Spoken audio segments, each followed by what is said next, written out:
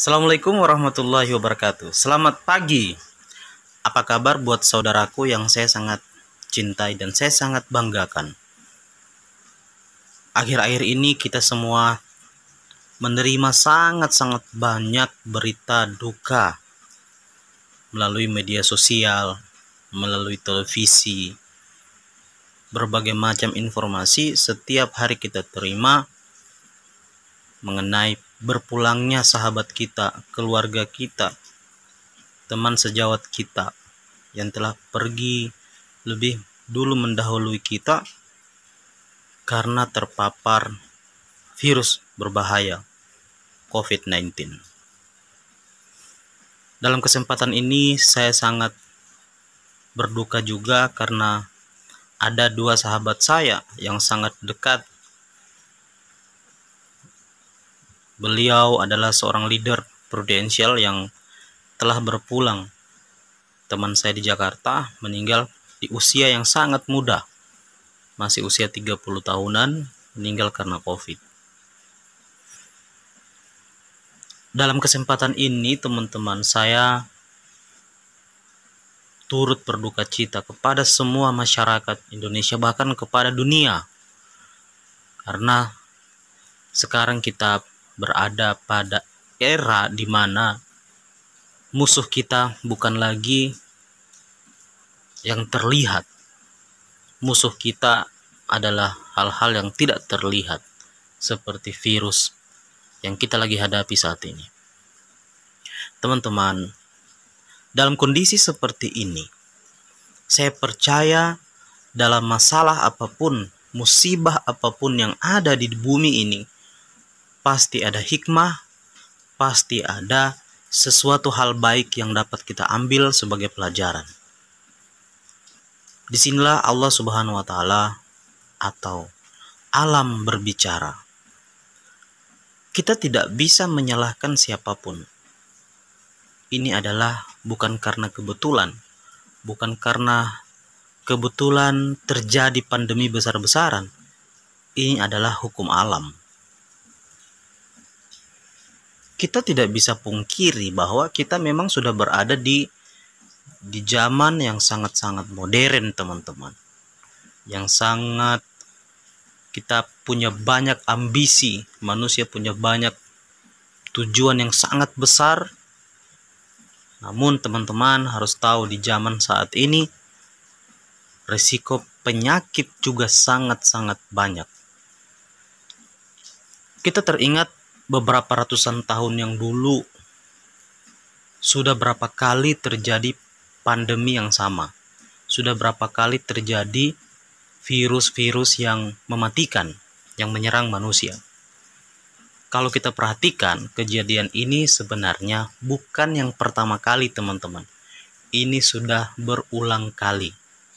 Hanya model ini adalah model yang baru, teman-teman. Jadi apa yang harus kita lakukan?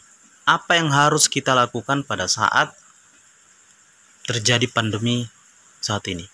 Yang pertama, kita harus mulai dari diri sendiri. Kita harus introspeksi diri kita. Kita harus mengambil pelajaran besar dari kejadian ini. Jadi saya teringat waktu gempa di Palu. Waktu di Palu gempa, tidak ada yang tahu, tidak ada yang mau. Tidak ada yang bisa memprediksi terjadinya gempa tanggal 28 September 2018 waktu itu. Dan saya waktu itu kebetulan ada di Palu. Nah, apa pelajaran dari situ, teman-teman? Ya, tidak ada yang tahu yang namanya resiko hidup. Resiko kehidupan itu seperti fata morgana, teman-teman. Seperti ada tapi tak terlihat. Jadi tidak kelihatan. Nah, kita harus di zaman saat ini kita harus mengintrospeksi diri kita, melihat hikmah yang paling besar yang ada di balik musibah ini. Salah satunya apa? Kita harus menyadari bahwa aset yang paling mahal yang kita miliki adalah kesehatan. Tidak ada yang lain, teman-teman. Tidak ada yang lain. Nikmat yang paling indah adalah kesehatan. Allah Subhanahu wa Ta'ala, Tuhan telah menganugerahi kita sebuah otak yang sangat cerdas, di mana dengan otak ini kita gunakan untuk apa? Untuk berpikir. Pemerintah hari ini juga sangat berpikir bagaimana solusi dalam keadaan darurat saat ini bisa membantu masyarakat, bisa membantu semua masyarakat Indonesia melewati yang namanya pandemi ini. Jadi kita harus berpikir rasional, teman-teman. Ini tidak terjadi kebetulan. Ini sudah ada yang namanya penyebabnya. Tidak mungkin sesuatu terjadi itu begitu saja. Semua orang stres, semua orang takut hari ini. Tidak ada yang tidak takut dengan kematian. Namun, kembali lagi, kita sebagai manusia, memang benar kita bermimpi agar panjang umur, kita mau menjadi manusia yang kuat, tapi tetaplah kita harus tahu bahwa manusia juga adalah bisa mati kapan saja.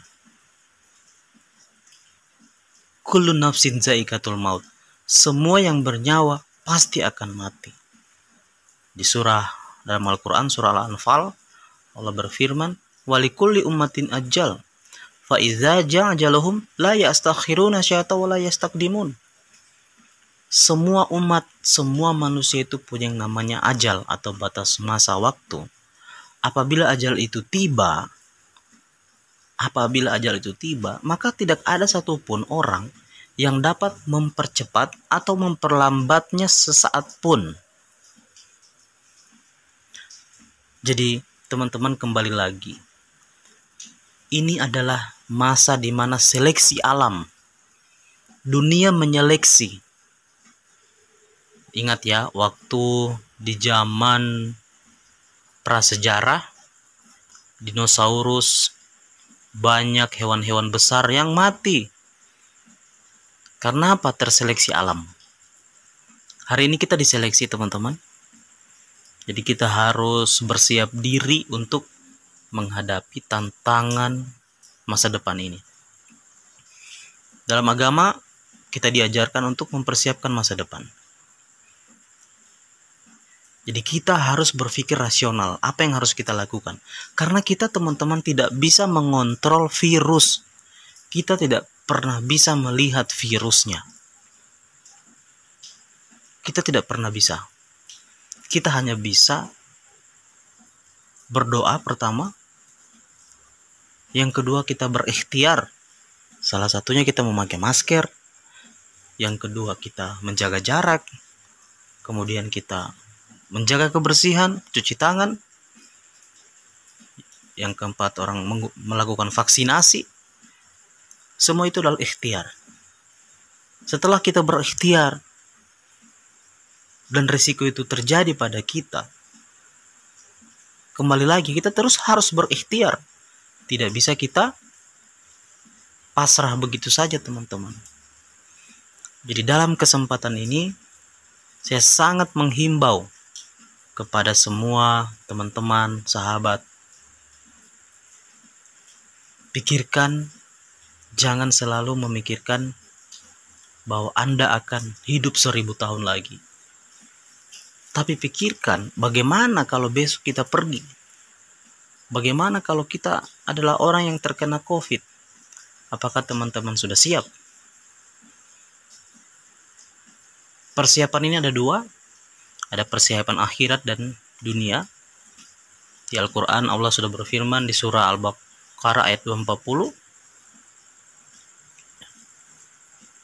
Wallazina yutawaffana minkum wa yazarun azwajan wasiyatan li azwajihim wa tanil khali ghairi ikhraj.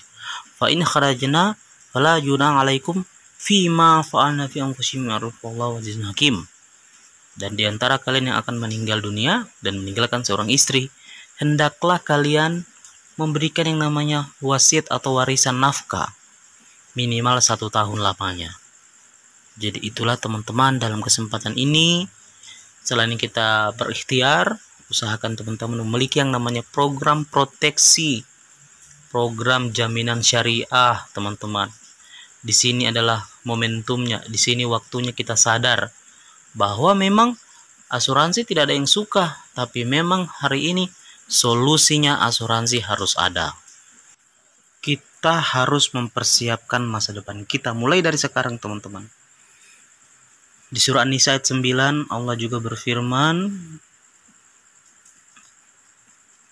wal yakshallazina law taraku min khalfihim dzurriyyatan diafan khafun alaihim falyattaqullaha wa yaqulu qawlan syadida. Dan hendaklah takut kepada Allah apabila kalian semua meninggalkan anak keturunan kalian dalam keadaan lemah dan kalian khawatir atas masa depan mereka. Jadi kita harus mempersiapkan bekal dunia kita untuk keluarga kita dan bekal akhirat kita. Ini adalah salah satu introspeksi paling besar yang harus kita lakukan semuanya. Karena meskipun kita teman-teman dilindungi oleh tank, dilindungi oleh goa yang paling besar, dilindungi apapun, kalau memang Allah menetapkan kematian kita besok, maka tak ada satupun orang yang bisa menghindar dari takdir itu. Karena kita mati dan kita lahir sudah tertulis 50.000 tahun sebelum kita lahir dalam kitab yang sangat nyata, Lauhul Mahfuz. Teman-teman, saya di sini sebagai teman, sebagai keluarga memberikan peringatan ini semata-mata untuk kebaikan kita semua dan kebaikan teman-teman semua. Semoga selalu diberikan kesehatan, keafiatan, dan keberkahan hidup di dunia ini. Ayo teman-teman saling mengingatkan, semoga ini dapat bermanfaat. Assalamualaikum warahmatullahi wabarakatuh. Selamat pagi.